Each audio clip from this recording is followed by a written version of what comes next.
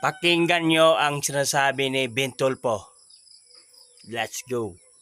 Bakit nyo hinahayaan si Tul Erwin, yung mahal kong kapatid, kahit na ba naman nagkukulang yan, kapatid ko pa rin yan. Bakit nyo siya kinakailangan ipako sa krus? Ang dami-dami niyong senador sa Senado, 24 kayo dyan. Bakit nyo siya ipapako sa krus at maging chairman ng Senate Blue Ribbon Committee? Neophyte to neophyte senator, bagito. Then, pahawakin nyo agad ng Senate Blue Ribbon Committee.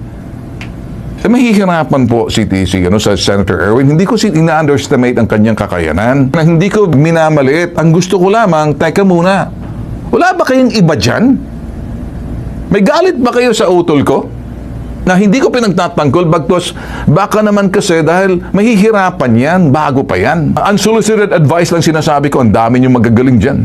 Hindi po biro yan. O ngayon, nagsalita na po ako. Why? Mahal ko po ang kapatid ko Kahit naman ang kukulang, kahit na may mga bagay na kumisan pinagtatawanan niyo, masakit man sa akin, kapatid ko pa rin yan. Sa parting to, medyo tatayo na rin ako sa kanya. Parang, I have no choice. Do I have any choice? Kaya tuloy, sinasama, bunsong kapatid ko yan. Ano? Gusto nyo hatang gawing katatawanan ng kapatid ko, ano? Tul Erwin, relax, mahal kita. O, Raf, easy ka lang dyan.